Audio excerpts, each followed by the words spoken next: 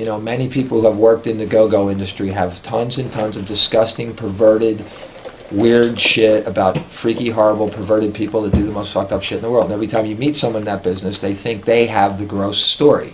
And every time I hear that, I say, you want to bet? I have the grossest story of anything that has ever happened in a go-go bar, ever.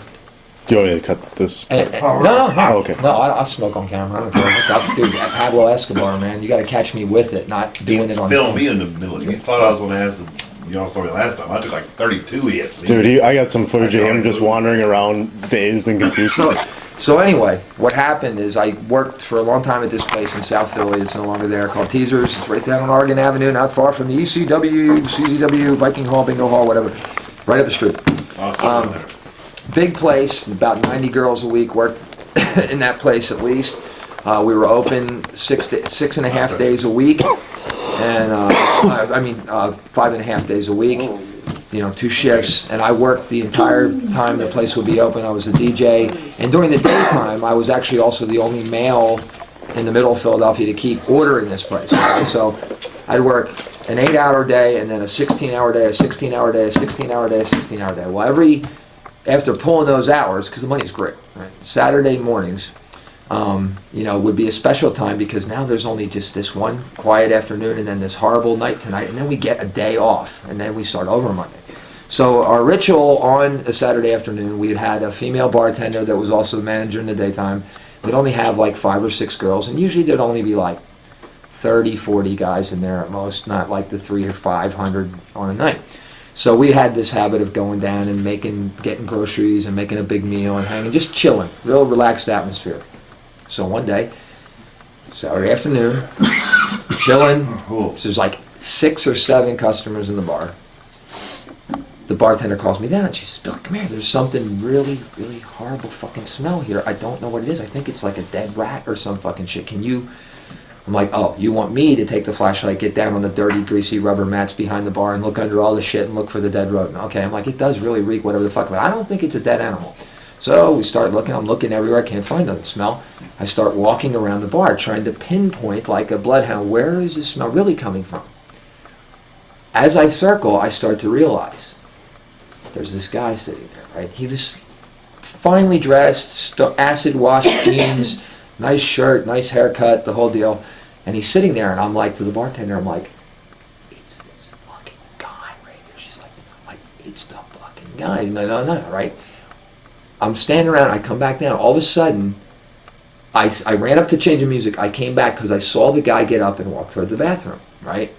When I walked over to talk to the bartender again, as I looked down, there was something like greenish and browny, slimy, like kind of on the bar stool, like this slime, like just a little bit, like maybe about this much, right?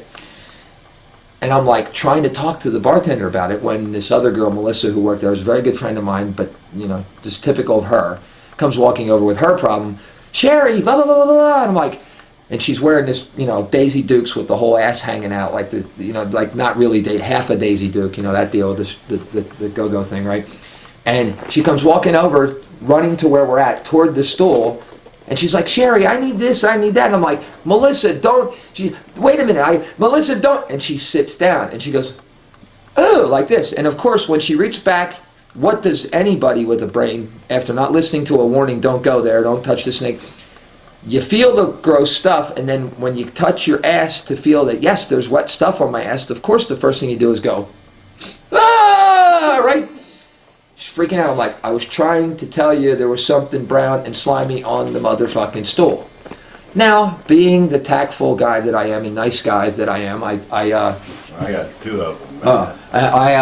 I wanted to. I don't want to slow the train.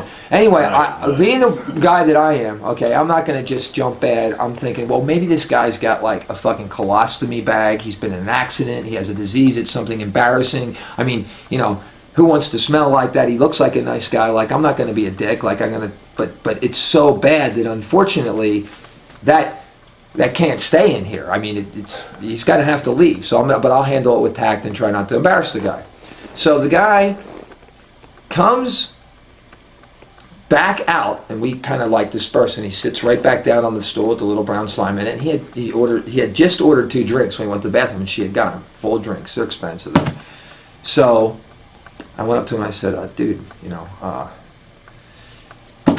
I'm not trying to embarrass you. I need to talk to you. It's like something like, I don't know if you have some kind of medical condition or what it is, but dude, you're gonna have to like leave the bar, man. It's too bad. And he turned around to me and said, fuck you, Alice Cooper. I'm not going anywhere until I fucking finish my 2 fucking drinks. Well, that wasn't the right way to handle it with me, so I was like, really?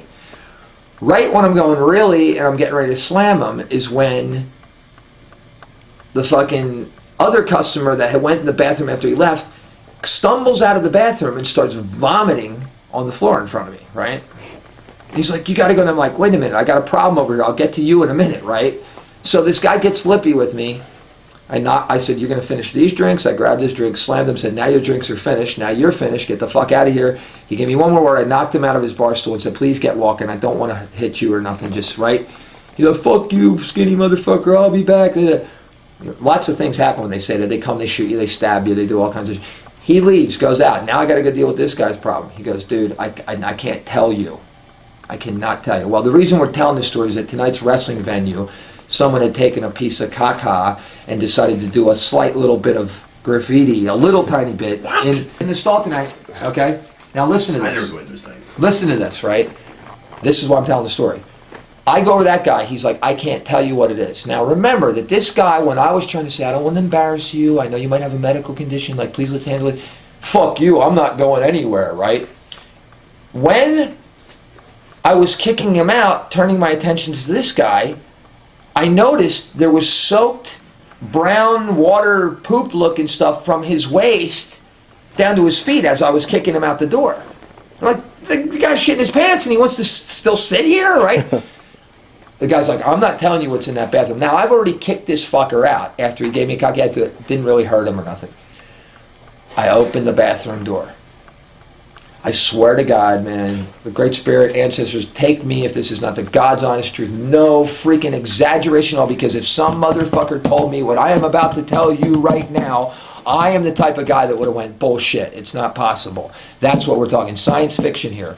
Somehow that fucking smelly motherfucking colostomy bag, whatever the fuck he was, that I was being nice to, who had poop from his waist to his ankles, and I thought that was something, had painted the entire bathroom of this club, which was a big bathroom, white tile, from the mirrors to the stalls. There was words written. The fucking seats, the sinks, the faucets, the floor were covered with like diarrhea shit. The guy had painted, he had done a poop Picasso, like the fucking Sistine Chapel of shit fetishists, right? And I didn't beat that motherfucker's ass, and he was, I'm sorry, see, I'm sorry, I get emotional. I didn't beat, it's plus a camera, ham bone. What do you want? That's in business, right? Anyway, so this is not a work though, and so anyway, I did not kick his ass, and here it is. So of course, now after that, I've got to go in and connect a garden hose. I wrap my freaking hands and head in towels, wet towels, and I had it looked like I was going to fight the bees or something, like a guy riding a camel, like a whole.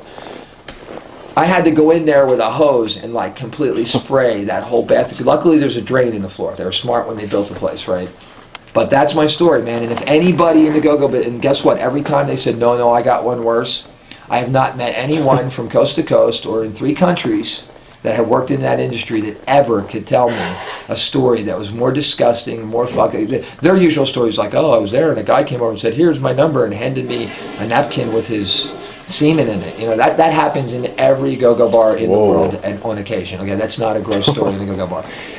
This is the grossest go-go bar story of all times. If you can prove it's not, then you fucking come to me through however this video, email, MySpace, outer space, satellite, these guys, those guys, and you tell me a story that's more screwed up than that about the go-go business. You think it was a fetish, or was he just on It is absolutely, since then, because I was so blown away and disgusted and couldn't even believe what I had experienced, I started telling, well, it turns out, and this is why tonight when I heard you go, dude, seriously, man, like some dude like painted the wall with shit. I'm like, oh yeah, let me tell you, that's what they do.